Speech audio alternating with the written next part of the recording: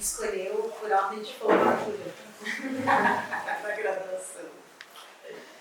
Então, boa tarde a todos, todas, todes. Mais uma vez, é um prazer estar aqui na Semana Acadêmica de Antropologia, de ver esse movimento acontecendo, esse diálogo acontecendo com outras áreas, mas principalmente fortalecendo vocês enquanto comunidade, ultrapassando a ideia de fase e pensando que a construção do curso ela precisa se dar de forma coletiva, né?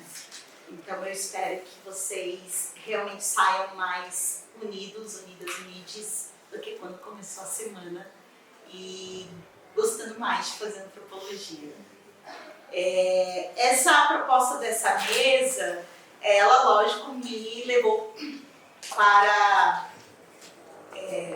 olhar a minha caminhada, né? Desde lá do jornalismo. Eu entrei em 2002 no curso de jornalismo e fiz ele até 2006, né? E aí eu fiquei muito pensando, né, as conexões entre jornalismo e antropologia e me lembrei que na minha primeira aula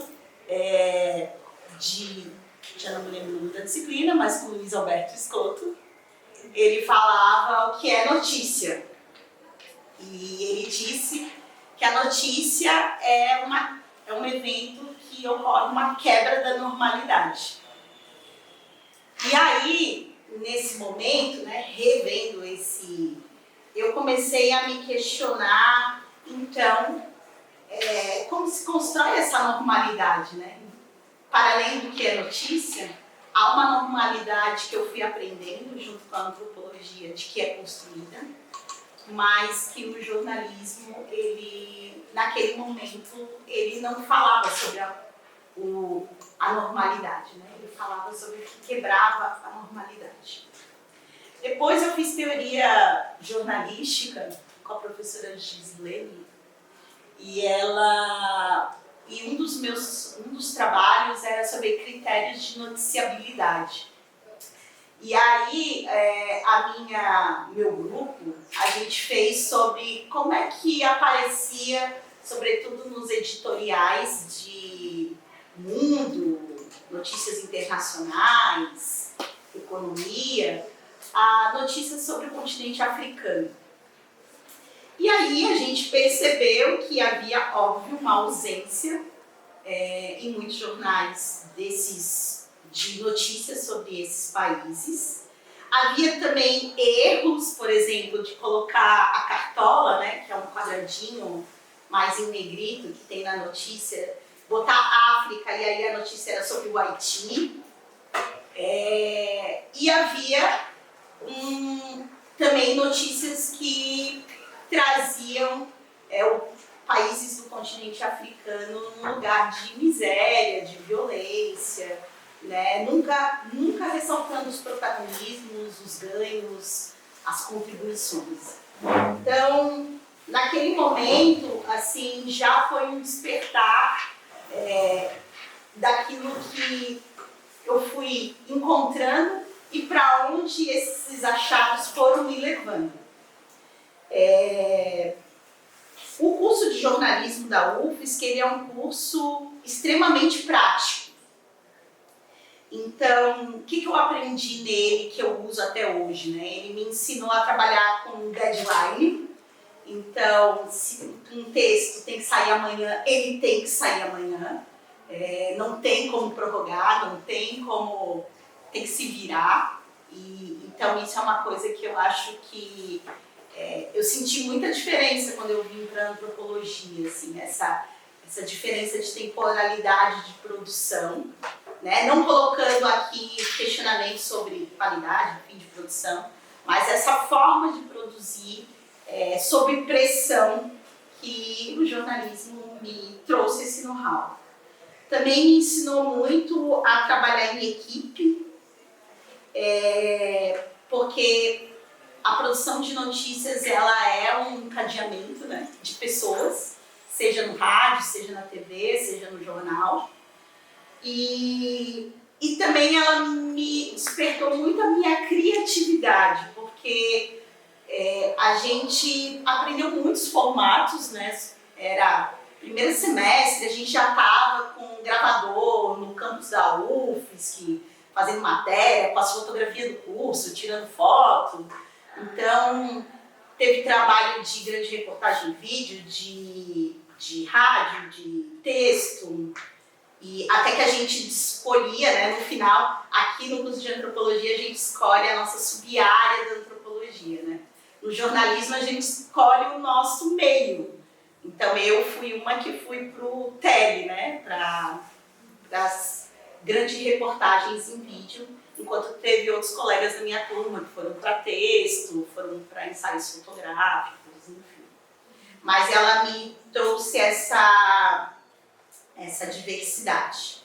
E também a desenvolver planos de comunicação, que é algo que eu uso até hoje, para que a informação pudesse chegar em mais pessoas, né? Essa estratégia, sobretudo depois que veio a internet e como que a gente operava sobre isso. Eu cheguei a trabalhar, depois de formada, com assessoria de comunicação, então também estava muito pensando como a gente se organiza para que a notícia chegue, né? E, por fim, ela também me rendeu amizades. No ano que vem minha turma vai fazer 20 anos e a gente mantém ainda o grupo de WhatsApp e a gente já fez a festa dos 15 anos da turma e a gente pretende no ano que vem fazer dos 20 anos e cada um está num lugar. Por exemplo, tem um amigo que é aqui da jornalismo da UFSC, tem outro que é do IFSC, tem um que está na Embrapa em Brasília, tem uma que é editora-chefe do Detert da Alemanha, enfim, uma galera que foi para vários lugares, né? Mas que tem essa experiência coletiva como algo afetivo.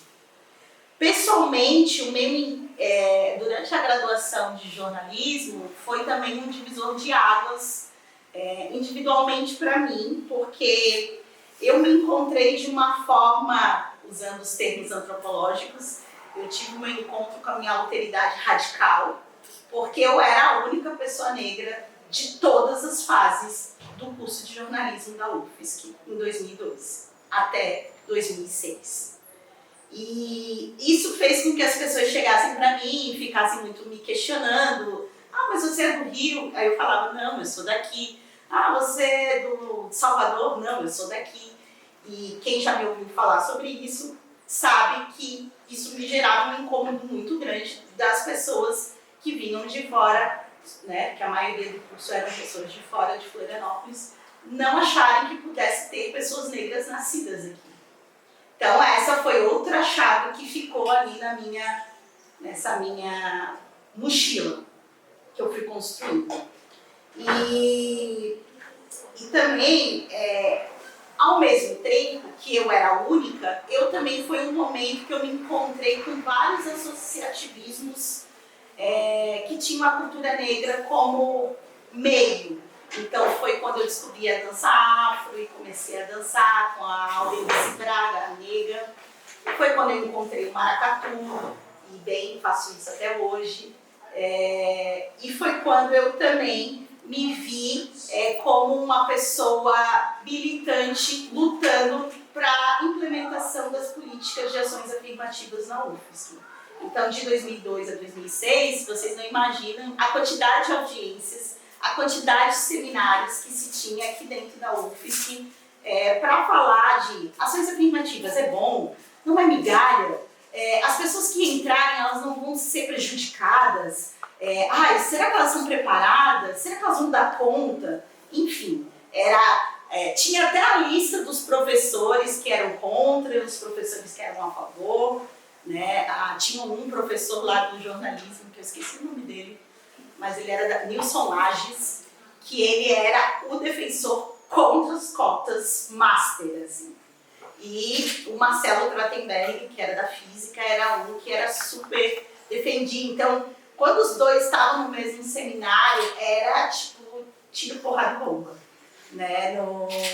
Então, mas eu fico muito feliz de terminar a graduação e perceber que aquilo que eu lutei, né? Então, trazendo isso, eu já que a gente está numa semana acadêmica, é importante pensar de que não é só sobre o fazer a nossa pesquisa, mas é experienciar a universidade, né? Então, essa experiência me possibilitou também esse engajamento e conheci pessoas hoje que são a galera do movimento negro, né, como o Fábio Garcia, que era meu colega, que ele era da história, eu era do jornalismo, e a gente operava junto. Então, essas experiências, elas me... E também, durante o curso, como eu estava, então, nesse processo de afirmação da minha identidade enquanto uma pessoa negra, já que todo mundo me dizia que eu não era daqui, todos os meus trabalhos práticos eu dediquei a pensar ou a população negra ou a cultura negra. Então, meu trabalho de rádio é um podcast chamado Cidadão Invisível, que já é um embrião do vídeo. Depois eu fiz uma revista chamada Umbuto para o GT de Etnia, Gênero e Classe da PUFSC. Depois eu fiz um site chamado Ação Zumbi. Depois eu peguei e fiz um documentário. E aí talvez de todos esses trabalhos o que me rendeu conexões mais profundas com a antropologia foi o documentário que eu fiz junto com os meus colegas em 2005, chamado Ilha dos Orixás, que é um documentário sobre a Umbanda aqui em Florianópolis. Então a gente foi no terreiro, pegou um depoimento com essas lideranças religiosas e estava pensando um pouco de a ideia do vídeo, né, foi apresentar um pouco desse universo que era muito escondido, muito invisibilizado. E o Cidadão Invisível, que é o meu trabalho de conclusão de curso, onde eu então trago, a partir dessa minha bagagem, de pensar o porquê que mecanismos operam para que as pessoas que vêm de fora acham que não tem negros nascidos aqui em Florianópolis. E aí, durante o vídeo, eu aponto que é uma construção, daí nisso eu já tinha feito estudos afro-brasileiros, acho que eu fui uma das primeiras turmas de estudos afro-brasileiros com a professora Ilka Boaventura Leite, e aí chamo ela para ser minha co-orientadora do TCC, do curso de jornalismo, e vou descobrir que então aquela ideia de invisibilidade era um conceito antropológico. Pensar os negros no sul do Brasil era uma área de pesquisa inserida dentro de uma área do CNPq chamada Antropologia das Populações Afro-Brasileiras, e aquilo me enche os olhos e eu acho que encontrei o meu lugar. Então, quando eu finalizo o Cidadão Invisível, eu vou passar ele em diversos cursos aqui da graduação, da UFSC, como material didático. Fui na geografia, professor Nazareno, fui na aula da professora Vânia Zican Cardoso, e, enfim, em vários cursos, na aula da professora Beatriz Mangoniana, História, apresentar esse documentário. E aí decido, então, a partir de me filiar enquanto pesquisadora do NUER, em 2005, eu passo, então, a estudar isso também a partir de uma perspectiva antropológica. Vou ser bolsista de extensão do Laboratório de Antropologia Social, lá na Fazendinha, quando tinha os vários núcleos, e aí é onde eu conheço os outros professores do, hoje, Departamento de Antropologia e PPGás. E aí resolvo fazer a seleção do mestrado em 2006. Para minha surpresa, porque o vestibular foi muito sofrido para mim. Eu fiz 4 vestibulares para passar no jornalismo, que na época era o terceiro curso mais concorrido na UFSC. E no mestrado eu passei de primeira, então é aqui que eu vou. E daí de lá eu desenvolvi, então, a partir dessa ideia de invisibilidade, mas eu queria saber sobre os territórios, onde é que estavam essas pessoas negras que quando esses outros chegavam aqui não conseguiam enxergar. E aí isso me levou a pensar práticas culturais negras, fiz uma dissertação de mestrado chamada Dançando Novas Africanidades, onde eu vou discutir práticas culturais negras e protagonismos dessas práticas, não necessariamente negros, mas sobretudo brancos, de classe média, universitários, e como eles ressignificavam essas práticas. E aí depois, no doutorado, eu vou me encaminhando, eu faço um curso, eu passo no Fábrica de Ideias, em Salvador, e o tema dessa seleção era Memória, Patrimônio e Identidade. Então eu começo a me abrir para essa ideia da antropologia do patrimônio e vou então trabalhar minha tese de doutorado sobre o processo de registro patrimonial do maracatu, nação pernambucana. Né? E aí vou para Recife, moro no Recife com a minha família, já tinha um Nagô, e faço essa caminhada. Né? Então hoje, enquanto docente, a partir dessa caminhada, e aí depois de doutora, eu participei de uma pesquisa que foi bem importante também, que é os territórios do Axé, que é o mapeamento dos terreiros aqui da região de Florianópolis, Biguaçu, Palhoça e São José.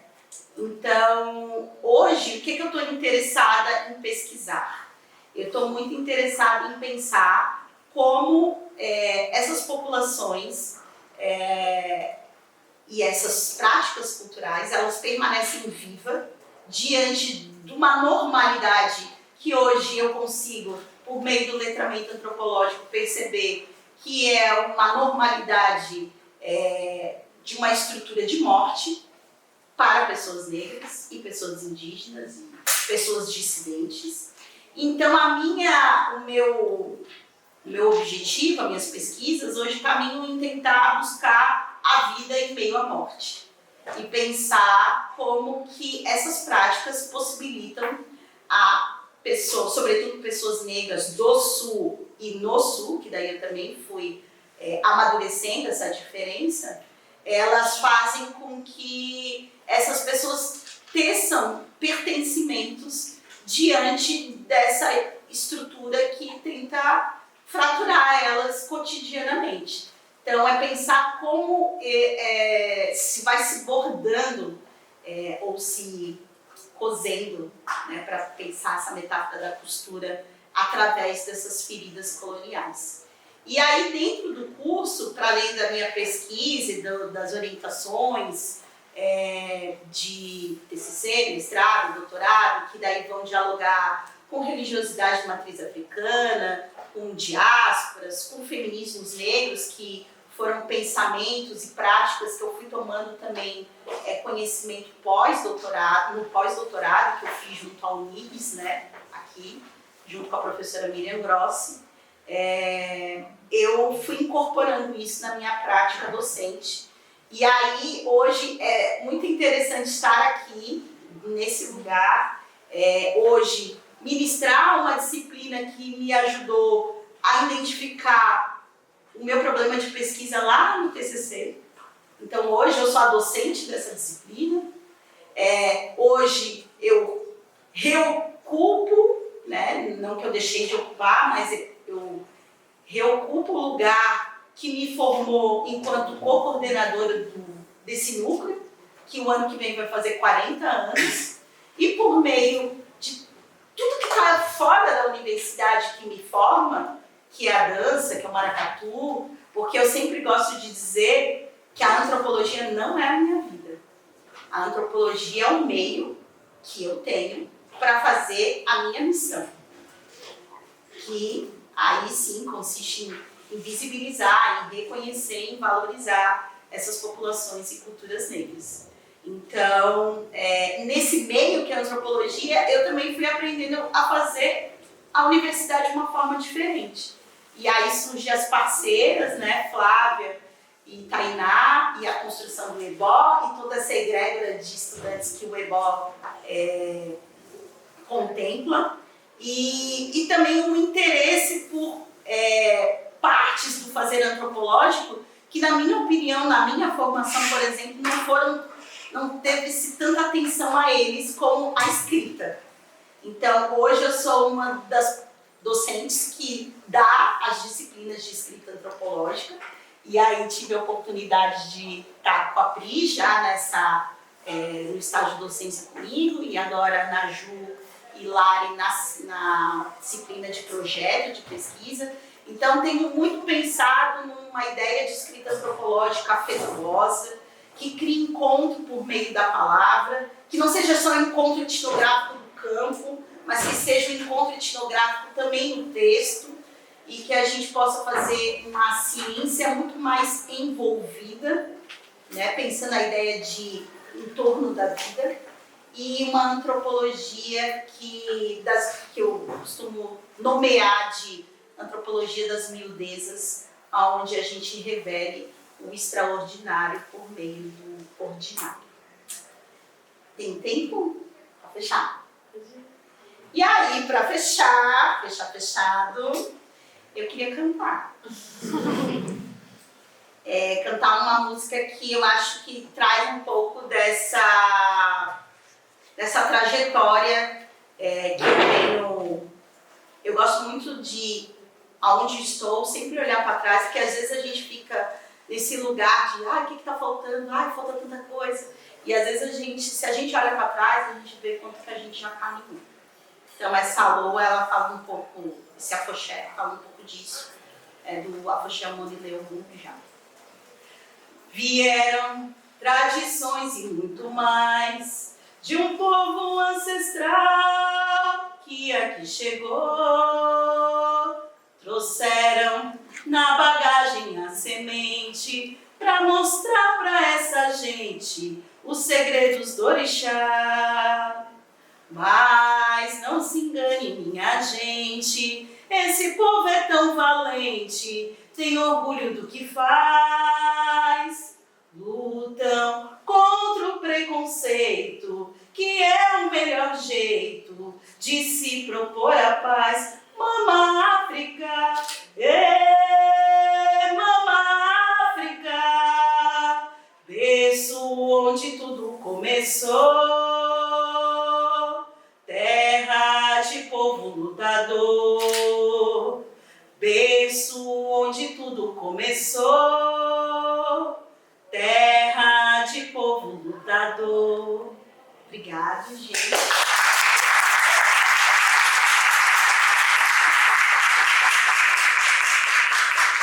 Foi um prazer imenso estar com essas mulheres aqui na mesa. Foram, né? Eu imaginei. Difícil falar uma coisa achando. Vamos lá. Mas, enfim, é um prazer também para mim estar aqui. Eu agradeço muito pelo convite, assim. Enfim, eu fico grata. Para mim, às vezes é difícil estar desse lado da mesa, assim, sabe? Mas agradeço bastante, assim, pelo convite. Espero poder contribuir com essa discussão que me fez também olhar para a minha caminhada, porque é um encontro entre antropologia e jornalismo. Então, acho que é um caminho possível para pensar esses diálogos mesmo, assim. E, bom, assim, o que eu pensei, né, que falar desses diálogos, né, entre antropologia e jornalismo é algo que eu venho exercitando, assim, desde que eu decidi fazer um mestrado na antropologia, lá em 2018, que eu fiz a seleção em 2018 e entrei em 2019. E esse diálogo me trouxe para esse departamento, né, e eu fico, assim, bem grata também por ter vindo de uma outra área com pouquíssimo contato com a antropologia. E a antropologia foi uma disciplina que me recebeu muito bem, tanto o departamento como o corpo docente, enfim, mas as discussões, assim, o acolhimento mesmo, assim, né? Não, obviamente que eu me senti um pouco, às vezes, um peixe fora d'água por não ter feito graduação em antropologia, mas tinha esse ímpeto de correr atrás, né? De compreender, também partindo do porquê que eu estava ali, né? O meu interesse, assim. Então, vou falar um pouco dessa minha trajetória e como eu cheguei, né, até a antropologia. Eu me formei em 2016, então faz quase 10 anos, aqui na UFSC também, aqui no jornalismo, com ensejo muito grande de poder contar histórias, de poder abordar os temas e problemáticas que eram reveladas enquanto eu entrevistava pessoas. Como a própria Xanda disse, assim, aqui no curso de jornalismo você pratica muito, escreve muito, grava, faz foto, você faz de tudo, né? E até metade do curso, no final, né, tem até uma disciplina que é de jornal, e que daí você fotografa, você entrevista, você escreve texto de opinião, você escreve textos de notícia, enfim, e ao mesmo tempo tem os laboratórios de rádio, então você pode propor programas para fazer semanalmente com seus colegas e exercitar isso que a Xanda falou de trabalhar em equipe, enfim. Então eu identifico olhando essa minha trajetória que durante a graduação eu tinha esse ímpeto assim, de compreender que as notícias e as reportagens não eram meramente histórias desconectadas da realidade, né, sem contexto, sem significado. Foi nessa perspectiva que eu escrevi as coisas que eu escrevi nos exercícios de graduação e, por fim, no meu trabalho de conclusão de curso. Foi se tornando imprescindível para mim, enquanto jornalista, visibilizar os contextos sociais e históricos das pessoas com quem eu estava conversando, quando estava apurando informações, né, para a escrita de algum texto jornalístico. Só que esses contextos muitas vezes não cabiam nesses textos, né, por conta das edições, o espaço do jornalismo. Na época, web, assim, né, essa questão do jornalismo na internet estava só nascendo, então era jornalismo, o texto era muito para o físico, então tinha a contagem de caracteres, você tem que escrever até aqui. Então, esses espaços, eles permitiam a exclusão de algumas coisas, né? E eu também me interessava pelos detalhes processuais, assim, que eram incessantemente trazidos por mim, né? E através dessas conversas, pois evidenciar como as coisas acontecem, da forma que elas acontecem, também foi se tornando importante enquanto eu ia me formando. Então, em 2016, eu escrevi uma reportagem chamada Próxima Parada Montserrat, e essa reportagem foi meu trabalho de conclusão de curso. E daí eu trouxe ela aqui, ia pedir para alguém da organização para distribuir e para ficar com vocês, tá?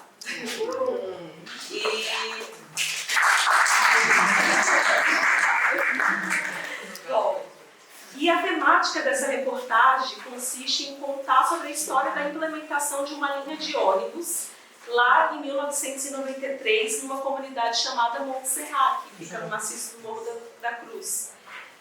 Florianópolis já havia implementado linhas de ônibus por toda a cidade em 1960. Então, a partir dessa diferença de anos entre o início do serviço do transporte na cidade em comparação ao ano da implementação dessa linha lá no Montserrat, para falar de uma diferença no acesso a direitos à cidade, né, aqui em Florianópolis. E daí, eu identifico que eu bebi muito da antropologia para fazer esse material, e eu vou explicar depois por quê. Assim. Eu já havia feito alguns textos nessas disciplinas, como a Xanda falou, né? A gente escolhe o nosso meio. O meu meio era o texto, você falou do vídeo, né? Meu meio sempre foi o texto. Então, durante essas disciplinas e tal, eu já tinha contado histórias, escrito muito sobre o Montserrat, a partir das suas lideranças políticas, né? Moradores, enfim. E chegou nesse momento de eu escrever, eu começar a apuração, que seria o nosso campo, para o TCC, e daí eu me perguntei isso, assim, bom, eu conheço essa história, vamos dizer assim, o início dela, eu sei quem entrevistar, mas como eu torno esse trabalho um pouco mais profundo, um pouco mais representativo para aquela comunidade, como que eu conto uma história de exclusão da população negra, né, desenvolvimento infraestrutural da cidade, ouvindo não só lideranças na comunidade, como também outros agentes dessa história. Foi nesse ponto, então, que eu entendo que eu comecei a beber na antropologia, no campo teórico-metodológico, porque daí eu iniciei assim, algumas leituras sobre etnografia e a construção de dados etnográficos dentro da disciplina, porque eu identificava no jornalismo uma certa limitação para o que eu queria fazer naquele momento. E hoje eu compreendo que essas minhas primeiras leituras lá, elas possuíam uma abordagem sobre etnografia um pouco não, meramente instrumental. Algo assim, como se fosse algo somente metodológico. E eu percebo e reconheço, né, hoje, depois do mestrado e agora finalizando o doutorado, que é bem comum várias disciplinas de outras que trazem esse pensam na etnografia como essa ferramenta de pesquisa e dizem que estão fazendo etnografia, enfim, né? Então tinha um pouco disso quando eu tive esses primeiros contatos. Mas naquele momento, aquelas leituras me ajudaram a tentar estratégias diferenciadas para a construção de dados sobre a implementação da linha de ônibus, né? De forma alguma, ou em momento nenhum, eu chamei o que eu fiz lá, o que vocês estão olhando aí, como etnografia, né? O que eu fiz foi uma grande reportagem impressa que buscou uma movimentação diferente para o momento de apurar essa história. Nessa experiência híbrida, eu destaco, então, primeiro a temporalidade dos momentos que eu passei com aquelas fontes, né, que no jornalismo a gente fala fontes. As pessoas com quem a gente conversa e passa tempo e entende, né, compreende questões. Então, essas longas conversas que eu tive com os moradores do Monte Serra me permitiram ouvir repetidamente em diferentes vozes sobre como eram as suas rotinas sem um ônibus até 1993 e como foi o processo de organização política da comunidade em torno da conquista da linha de ônibus. Ler sobre os processos de fazer antropologia me ajudou a dar uns passos atrás para então avançar em algumas questões, pois ao sentar tardes e tardes com os moradores e ouvir as suas histórias de migração das cidades que compõem a região metropolitana de Florianópolis, eu pude verificar então um padrão evidente naquelas trajetórias. Quando a cidade, né, crescia por conta dos investimentos estatais lá na década de 10 até 40, uma forte migração da população negra, né, veio, né, de cidades dessa região metropolitana para que fosse possível a construção desses aparatos infraestruturais, como estradas e pontes, as avenidas, né? Então, esse momento na história da cidade também reorganizou o espaço urbano, retirando da margem do rio que passava no centro da cidade toda uma população racializada.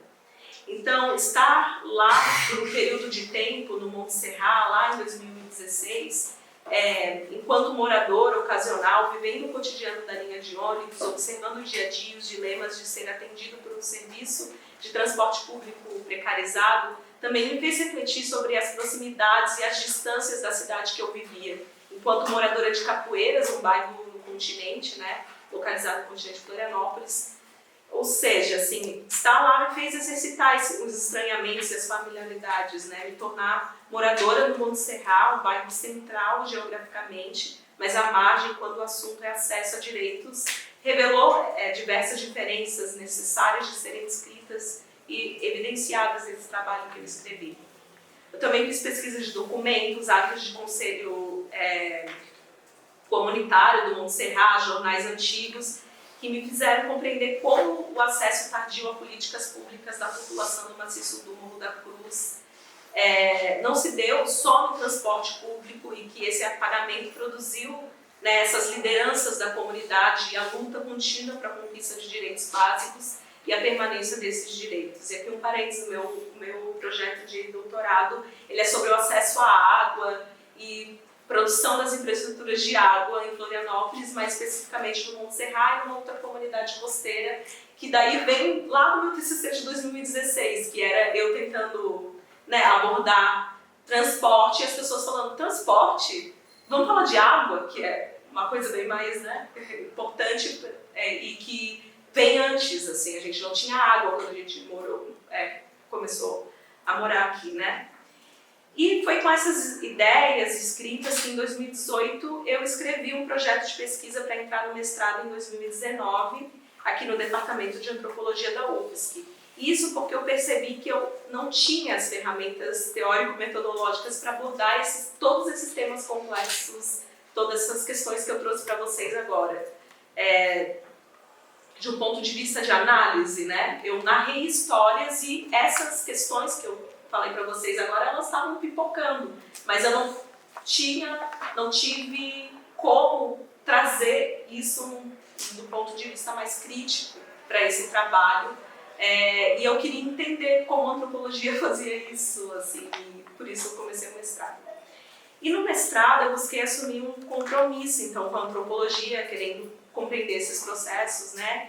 E o meu projeto foi sobre sociabilidades nas viagens de ônibus. Eu queria fazer um campo na Ilha do Montserrat também, para compreender como aquelas sociabilidades cotidianas do dia a dia falavam sobre transporte público na cidade, como o transporte atravessa o cotidiano das pessoas e revelam sobre o que é morar nas periferias em Florianópolis, né, especificamente no Montserrat. E o trabalho de campo estava planejado para ser iniciado quando? Março de 2020, na pandemia, né? Só que antes de ter a pandemia. Eu qualifiquei o meu projeto de pesquisa do mestrado em janeiro de 2020.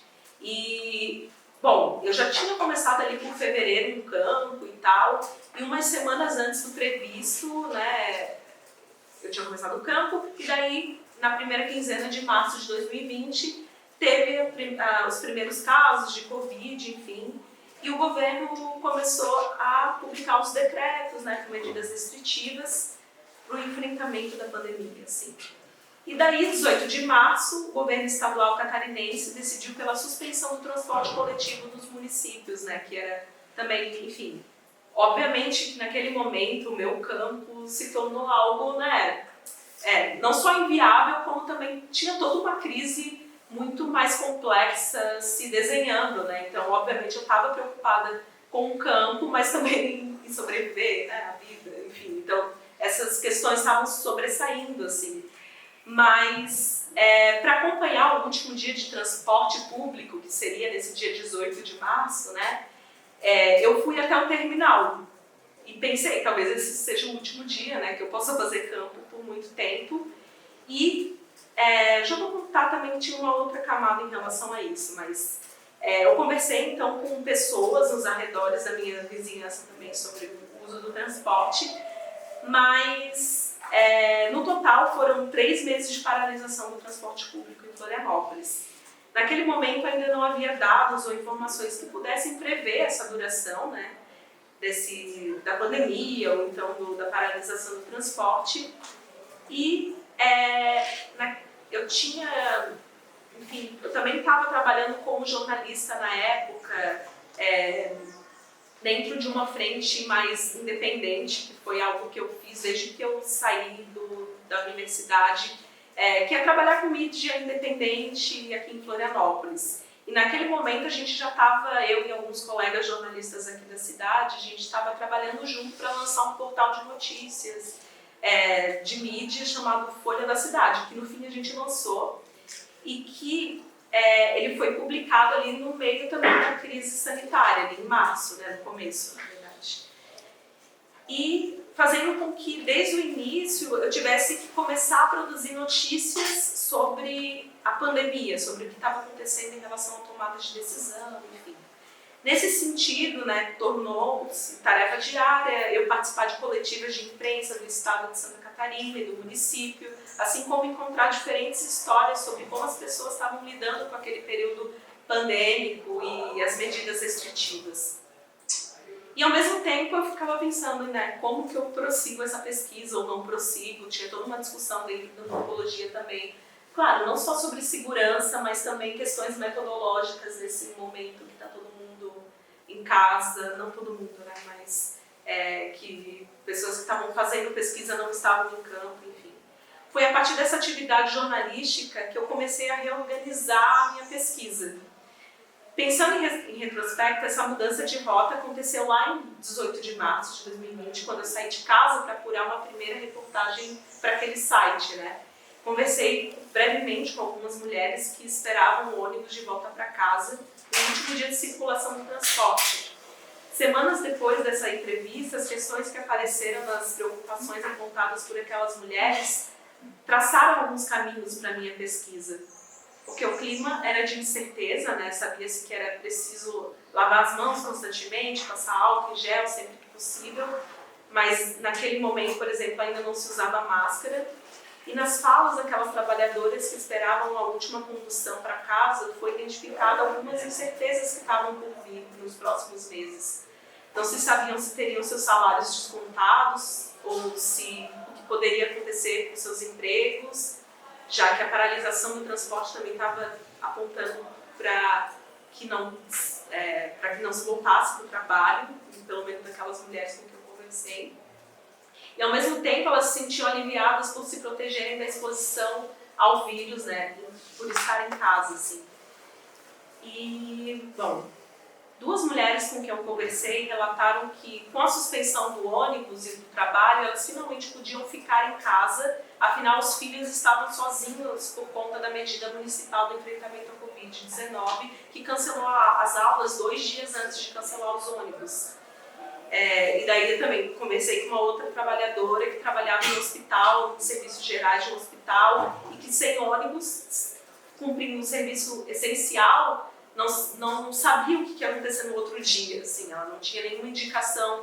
Mas dias depois a prefeitura lançou um transporte só para trabalhadores essenciais, enfim. Eu estou olhando, não sei, né, quem estava aqui em Florianópolis nesse momento, e as políticas nas cidades foram diversas, né? O desalinhamento entre as medidas estaduais e municipais e as formas com que aquelas mulheres estavam pensando a reorganização das suas vidas a partir daqueles decretos publicados e os impactos particulares desses decretos na mobilidade das pessoas passaram a compor um novo escopo de pesquisa para mim.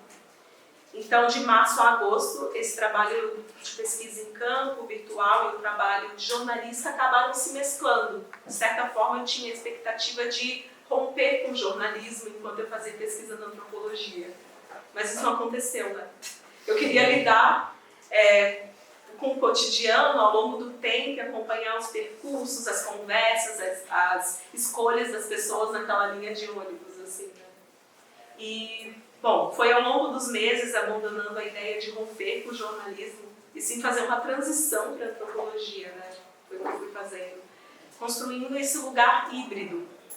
Fui construindo uma etnografia a partir do meu trabalho jornalístico cotidiano, participando de coletivas de imprensa, como eu falei, coletando protocolos publicados pela prefeitura, acompanhando os anúncios do governo e entrevistando pessoas por telefone e mensagem. No início, eu estava familiarizada com o papel jornalístico e em meio à pandemia consistia em promover o acesso a informações sobre as vigências das medidas para as pessoas. E achava que aquele lugar de acompanhar as atualizações cumpriria somente a necessidade do jornalismo. Aos poucos eu fui compreendendo que este era o meu ponto de partida para a pesquisa etnográfica que começaria a fazer. Lembro que em uma das conversas entre amigos antropólogos, um amigo afirmou que a pesquisa tem uma temporalidade, né, mais arrastada em relação ao tempo do jornalismo, né, essa questão que a Xana falou do deadline, da entrega. Então eu estava vivendo isso diariamente, ao mesmo tempo que eu compilava dados, e eu fazia parte de um grupo de pesquisa também aqui com a Flávia. A Flávia tinha acabado de entrar praticamente e a gente se reunia semanalmente. Então tinha uma... quem aqui também estava nesse grupo. Então tinha uma compilação de dados coletivos também, uma discussão sobre esses cenários que mudavam a toda hora. Então tinha essa camada de análise, leituras, né? Então eu ia fazendo tudo ao mesmo tempo. E sim, né, sobre esse tempo, realmente eu acredito que o tempo da pesquisa etnográfica é outro, né? Talvez a pesquisa não seja sempre feita para ontem, como o jornalismo, né? E nem sirva para embrulhar peixe no dia seguinte, que é uma expressão de jornalismo, né, que se usa muito, assim. Exato. E, bom, me perdi. Mas em um cenário de mudanças tão rápidas e drásticas vividas no cotidiano das pessoas, como a pesquisa etnográfica poderia não, né, acompanhar essas oscilações, né, e registrar e refletir sobre elas num determinado período de tempo, né, depois de um tempo. Enfim. Nesse cenário, tendo que estar em atividade no jornalismo me colocou em lugares necessários para fazer a pesquisa etnográfica sobre a pandemia. Nesses lugares e também na escrita da minha dissertação, né, eu precisei encontrar no caos das informações dinâmicas da pandemia uma escrita analítica e sistemática. A partir dessa experiência, compreendi que eu estou, então, transitando entre essas disciplinas, né? Minhas formações enquanto antropóloga, que se deu ali depois do mestrado, e jornalista, se complementam, né? Eu entendo que uma instiga a outra no sentido que o jornalismo me instiga muito a trabalhar com a criatividade, que a Xanda falou, a produzir mais espaços de escuta do que só de fala, a comunicar minhas pesquisas, né, e não escrever difícil também, que é algo que o jornalismo preza muito, né, essa escrita direta e bem clara, enfim, né? E a antropologia me ensina a estar presente de verdade nos momentos de escuta, não ficar preocupado em tirar as aspas perfeitas para um texto, mas deixar que o que se escute, né, transforme aquilo que eu inicialmente pensei que seria o texto, né? Ou seja, deixar as coisas se transformarem ao longo do processo de pesquisa, né? Não ficar naquele escopo, o que o tempo do jornalismo nos pede,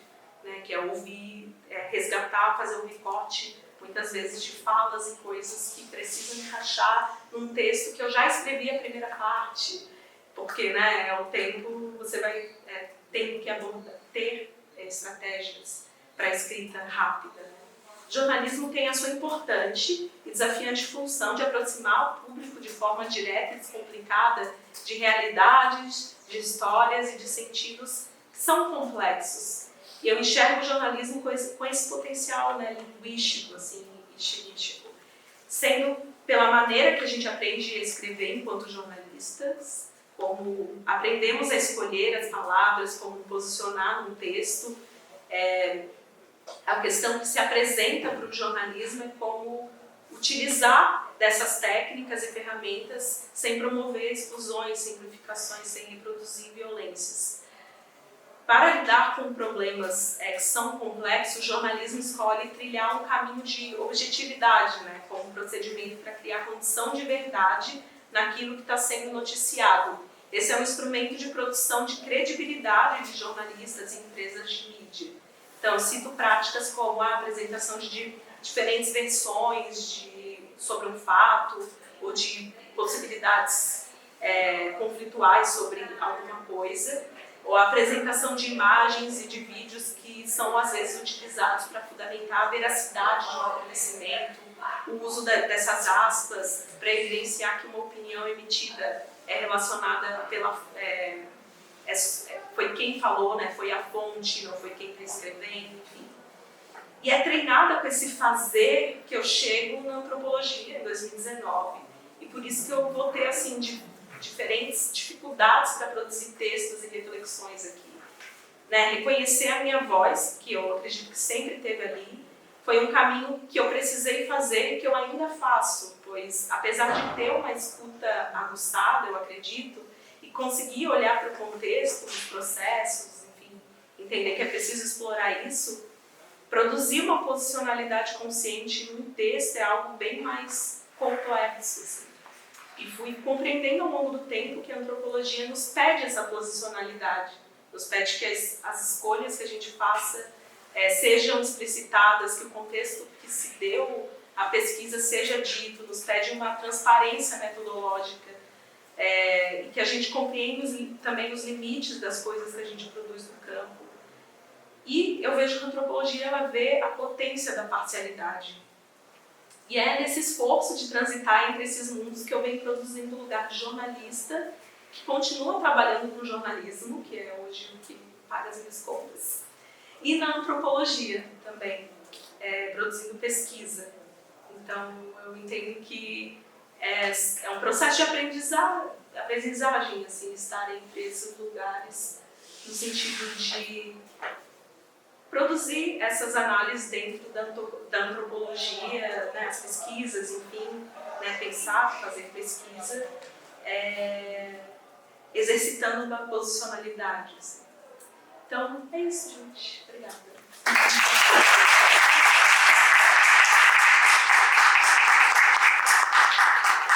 Fiquei bem feliz, muito feliz ainda mais com essa mesa, me sinto em casa. Então, para começar, com Alexandre Sequeira, jornalista e antropólogo do Pará. Antes de eu ser jornalista e antropóloga, sou artista. Eu acho que isso vai dizer muito como que eu me infiltrei no jornalismo e também na antropologia, porque Assim como no jornalismo eu precisei me adaptar com a escrita, com as ferramentas que se tinha, eu sinto que agora na antropologia eu tenho também tentado fazer esse movimento. Pedi para ela pegar o café. Vou passar, obrigada. Então, bom, primeiramente, né, esse trabalho barra foto minha de apresentação vai dizer um pouco sobre como eu acabo construindo a minha imagem a partir dessa questão de estratégia de comunicação que a Xanda também tinha comentado antes. E foi um trabalho que eu fiz no ano passado, agora no final do ano passado, no processo de entrada no mestrado de antropologia, quando eu estava muito numa questão de o que eu quero, se eu estiver dentro do mestrado, quem eu quero estar, como eu quero estar, para quem eu quero falar, para quem eu vou trazer junto comigo, qual é o resgate. Então eu trago uma perspectiva de quem é do quê, para essa noção de que meu avô até os 66 anos trabalhou na colheita de laranja em São Paulo, minha mãe foi empregada doméstica no interior de São Paulo, meu pai é pedreiro no interior de São Paulo e meus tios também trabalham na cana-de-açúcar no interior de São Paulo, então eu começo muito nesse lugar de como é que eu vou começar a introduzir a história do Brasil a partir da minha perspectiva de mulher preta, jornalista e antropóloga, no Brasil de agora. Então, nasci no dia 7 de outubro de 2001, filha de Pedro da Silva Santos, da Ana Maria Pereira, nasci no interior de São Paulo, sou filha de empregada doméstica, sou filha de um homem cego, sou analfabeta, sou a primeira da família a entrar numa graduação e tenho como alguns desejos de que a minha comunicação seja como uma escrevivência de Conceição Evaristo e que ela seja afetuosa como Bell Hooks e não que as pessoas fiquem desamparadas. Isso vai dizer muito do tipo de produção que eu vou fazer no jornalismo, porque a gente é muito ensinados no jornalismo a deixar as pessoas num caos, muito no medo, num lugar muito inseguro, e eu começo a querer, quando eu entro no jornalismo, em 2019, eu começo a querer fazer um jornalismo que eu, na verdade, ampare as pessoas que eu estou comunicando, para quem está chegando a minha informação e não deixe as pessoas com um sentimento de medo, já que eu começo a querer trabalhar nas comunidades, enfim, com a minha história também. Então, como eu chego no jornalismo, né? Eu passei muito tempo da minha infância dizendo para minha família que eu queria ser escritora. E isso fez eu ganhar muitos cadernos e escrevia muito, e manhã tem até hoje as coisas que eu escrevia. Só que daí, quando eu fui para a quarta série, eu descobri o que era dinheiro. E me disseram que ser escritora não dava dinheiro. E eu começava a entender o que era o dinheiro, e aí eu perguntei para a minha professora, Neuci, então o que eu poderia fazer que dava dinheiro, e ela disse que eu podia ser jornalista. Nessa época aconteceu o massacre de Realengo, eu tinha 9 anos. E quando isso aconteceu, eu parei de ir para a escola, porque eu estava com muito medo de ir para a escola, mas eu escrevia muito no diário esse medo que eu tinha e como que eu estava muito preocupada com as crianças que tinham falecido. E aí, esse diário foi um exercício que era no ensino fundamental, nas aulas da professora Neuci, que uma vez por mês a gente entregava para ela e ela lia os textos e nos devolvia.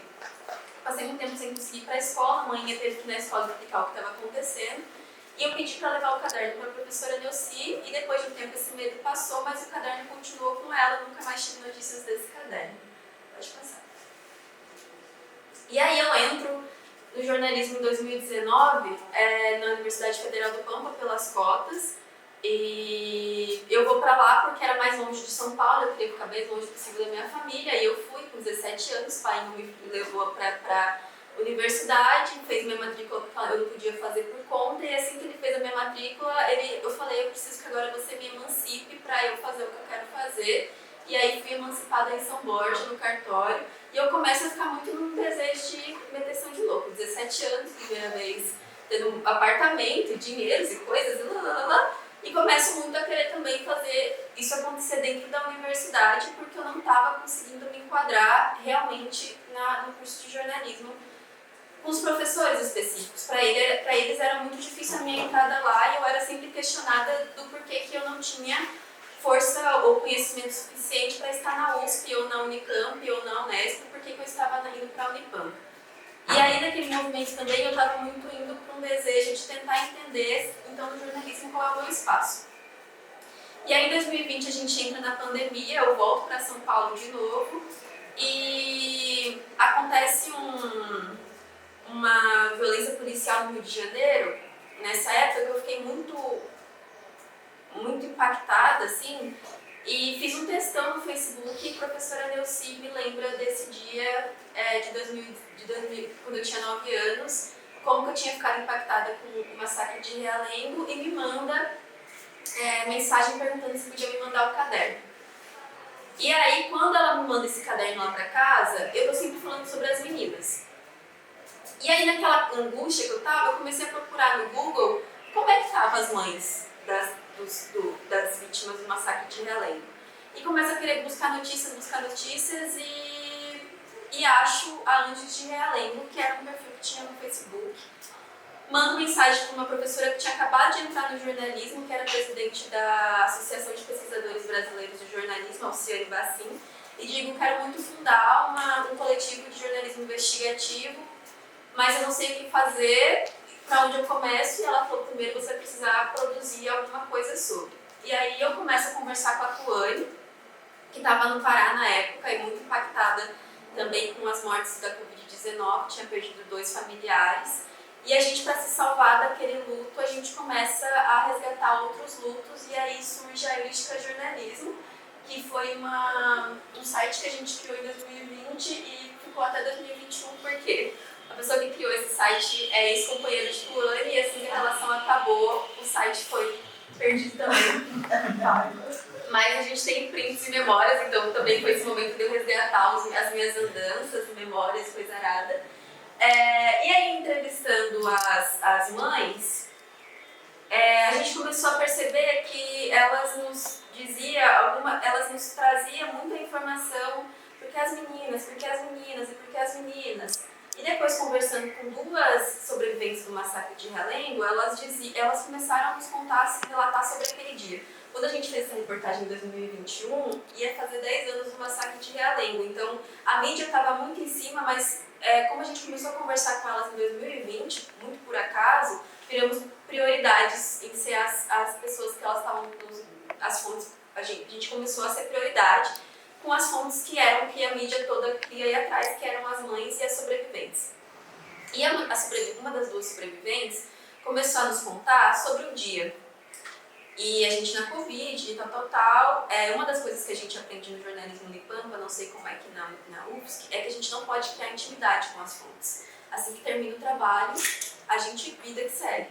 Mas naquele momento, eu e a Antônia, a gente já tinha boicotado tudo que a gente tinha aprendido no jornalismo, porque a gente passava o dia inteiro conversando com as pessoas. E tanto que a gente precisa realmente ter esse imediatismo de entregar as coisas tudo muito em cima, mas a gente começou, o nosso tempo, a gente vai fazer do nosso jeito e ficamos 3 meses ali em comunicação com essas pessoas antes do material ficar pronto. E aí, Tayane, uma das sobreviventes, me chega e ela começa a dizer o que o atirador dizia naquele dia. E muito era sobre vocês não me deram atenção, vocês começam a arrumar pessoas mais bonitas do que eu pipororô, e dizia que os meninos tinham um lugar específico onde ele mirava, e as meninas tinham um lugar específico, e elas começou a me dizer o tempo inteiro que então as meninas elas eram destinadas a morrer e os meninos ele falava que os meninos iam parar no hospital e as meninas iam direto para o caixão. E aí com isso eu começo a querer olhar pela perspectiva de um feminicídio coletivo e começo a falar para minha professora que talvez a gente estava pensando numa possibilidade do primeiro feminicídio coletivo no Brasil e não um massacre atentado à escola. E a gente começa nesse lugar e me chega o livro da Daniela Copes chamado O Pior Dia de Todos. E aí, numa das coisas desse caderno que eu envio para minha professora, Delcy, quando eu tinha 9 anos, era que eu estava me distraindo com a revista Capricho. O meu pai, na época, a gente vivia uma ascensão financeira que a gente tinha a possibilidade de assinar Capricho, a gente recebia Capricho todo mês. E uma dessas matérias que a gente tinha era sobre, que eu lembro muito e que estava nesse caderno colado, era sobre uma matéria que tinha escrito com sobreviventes do massacre de Realengo, e as perguntas que eram feitas eram: qual é seu cantor preferido? O que você gosta de escutar? E tal. E o Justin Bieber estava muito perto de vir naquela época, então as adolescentes estavam em chamas. E aí elas começaram a falar sobre qual era o cantor preferido delas, o que elas gostavam de fazer, como é que elas gostavam de. o que elas gostavam de vestir, e aí indicava cores de esmalte, que tem muitos detalhes, enfim. E aí eu leio O Pior Dia de Todos, entro em contato com Daniela e com Dani Copps e falo pra ela: quero muito te entrevistar para essa matéria que a gente está fazendo, tal, porque é o que chega próximo a essa ideia que eu tô tendo sobre que o massacre de Realengo, na verdade, é um feminicídio de Realengo. E a gente vai começar a entrevista e Dani me dirige por câmera de vídeo. A Dani pega a revista Capricho, mostra a matéria, e quem escreveu a matéria foi ela. E ela começa a dizer desse dia que ela era da revista Capricho, mas também do R7.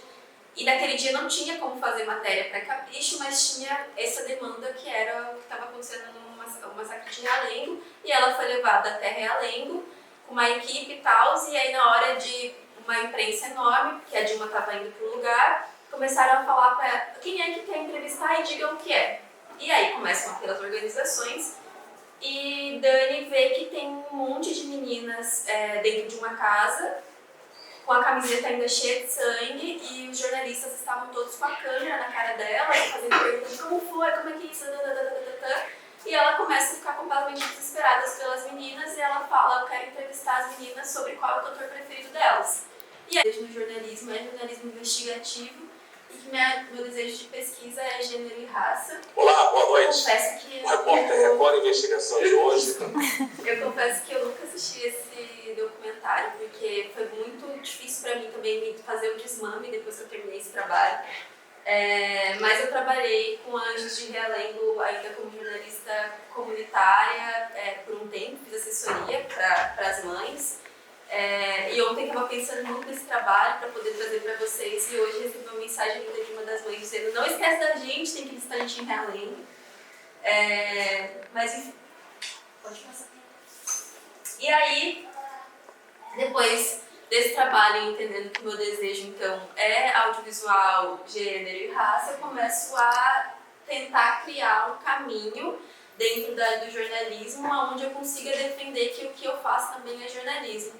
Que o que eu proponho também é jornalismo, até porque a gente tinha muito esse escopo da Unipampa de que tinha que ser um documentário bem bonitinho, e eu estava muito no desejo de falar sobre as meninas, as mulheres pretas no Brasil, e como que nossa história estava sendo retratada, assim, né?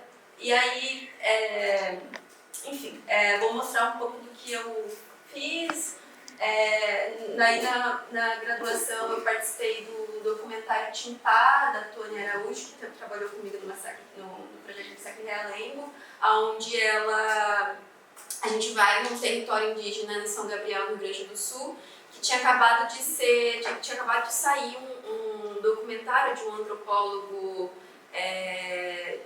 da UFBA sobre esse território, e depois que ele publicou, aumentou muito o número de pessoas que estavam indo para esse território procurando fazer ritos e coisa arada, e aquele território passou a ser muito frequentado por pessoas brancas que estavam olhando para um outro lugar, e a Tuane começa a fazer esse documentário para dizer o poder do audiovisual em lugares que devem ser protegidos e devem manter um segredo, tem um porquê do segredo, assim.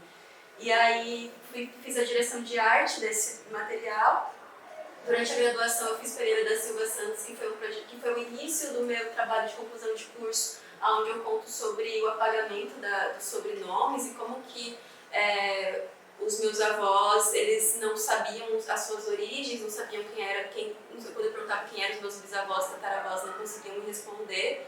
E quando eu perguntava a origem do nosso sobrenome, também não sabiam me dizer, e aí eu faço um curta sobre isso. E por fim, Ori, que é o meu trabalho de conclusão de curso, onde eu conto sobre, pela minha perspectiva, da relação entre mãe e filha preta, entre eu e minha mãe, como que o racismo impacta a nossa relação, os nossos afetos.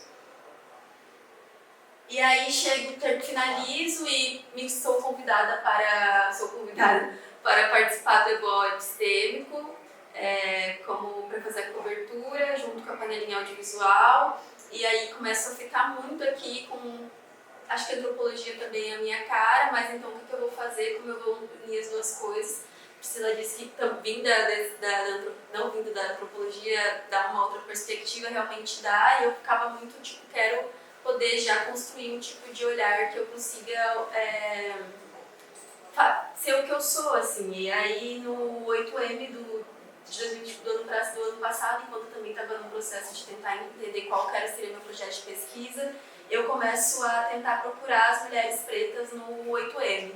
E aí eu começo a questionar onde elas estão, e elas estavam dentro dos ônibus indo para casa, passavam depois do trabalho, e as linhas, as organizações que estavam ali, tanto por Sônia, quanto em relação também à liberdade de religião, tinham ficado nas últimas do cordão, e tinha sido um 8M dos maiores, tentaram abraçar todas as possibilidades de luta, e aí tinha 7 movimentos e mais 2 logo atrás, que eram as pessoas pretas.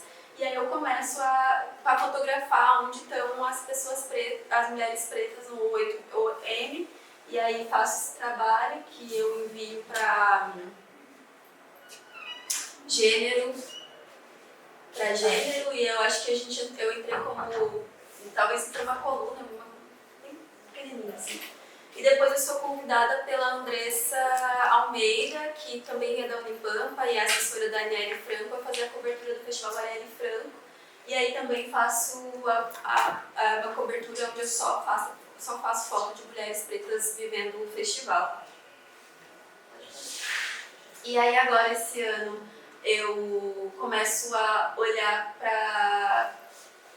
Agora, já na antropologia, eu começo a entender como eu posso juntar o jornalismo com o que eu já produzia dentro do jornalismo, que é em relação a gênero e raça, mas também, ao mesmo tempo, unir com o meu trabalho do mestrado, que é as representações das mulheres pretas em Santa Catarina. Então, ao mesmo tempo que eu vou para fazer pauta, eu descubro memórias e aí começo a fazer também diários de campo para trazer para o meu trabalho. E aí fiz sobre Sônia com a Desterro e a revista Asmina, que era um momento que eu precisava muito, era um desejo muito de botar para fora sobre o que estava acontecendo em relação à Sônia. E a gente não tinha, eu estava fazendo material com a Desterro, mas a gente não tinha dinheiro e precisava de dinheiro. E aí eu mandei mensagem para a revista As Minas e falei, eu sei que vocês têm dinheiro, mas vocês não têm equipe, eu tenho equipe e não tenho dinheiro, como a gente pode fazer? E aí a gente uniu uma coisa na outra, e aí fiz a cobertura do movimento de Sônia Livre que teve aqui esse ano, enquanto também produzia o material documentário Floripa Preta. E nesse documentário do Floripa Preta, uma das coisas que eu pedi muito em todas as reuniões é que a gente pudesse dar prioridade para que as fontes fossem mulheres pretas. E aí também pedi para que eu pudesse unir com a minha pesquisa, porque eu precisava de algumas memórias aqui em Santa Catarina. E aí eles concordaram, E aí também nesse trabalho, enquanto a gente ia fazer pautas, eu às vezes pegava uma fonte do lado e vamos conversar sobre, e aí começava quem eram as pessoas pretas, e qual era o ano, em que momento, tal, e aí começa a juntar tudo num lugar só. E agora a gente fez um trabalho, onde eu assinei como diretora, sobre as quitandeiras, que vai sair, eu acredito, no final do ano. Foi bem bonito também. E aí, isso tudo para como que eu entro, então, nas infiltragens de jornalismo com a antropologia, e aí eu tenho esse desejo de que o meu material, ele seja, não fique só dentro da academia, mas que eu também consiga colocar ele para o mundo de alguma forma. E aí eu quero que essas memórias dessas mulheres pretas, espaços de memórias aqui, sejam colocados dentro da revista Pombagira, que é a que está em andamento, participando de muitos editais, toda hora frita, tendo que escrever coisa arada, mas também que está dentro da antropologia e tendo mais acesso ao que é antropologia e o que é esse lugar onde a gente não precisa cortar as falas de ninguém, onde a gente pode deixar as pessoas falarem, e não só isso, as memórias delas também, onde os documentos também falam, porque no jornalismo, se a gente botar um documento lá, tem que ser dados, tem que ser uma coisa mais estatística, e na antropologia a gente consegue pegar um texto de alguém que escreveu de um diário, tal, e essa pessoa também está sendo falada e mencionada. E eu quero muito que esse material, a revista Pombagira, seja esse lugar onde não tenha esse texto curto de sei lá quantos caracteres, que foi uma experiência, por exemplo, que tive a acontecer com Sônia, que o texto era, sei lá, 7 páginas e para Ju ninguém vai ler. 7 páginas, ainda mais nesse texto a gente vai precisar enxugar, e fiquei super triste, mas entendi que, enfim, também paguei as minhas contas e foi isso, assim, mas eu tenho desejado que a revista Pombagira possa ser esse lugar, talvez em audiovisual, onde essas memórias estejam todas ali.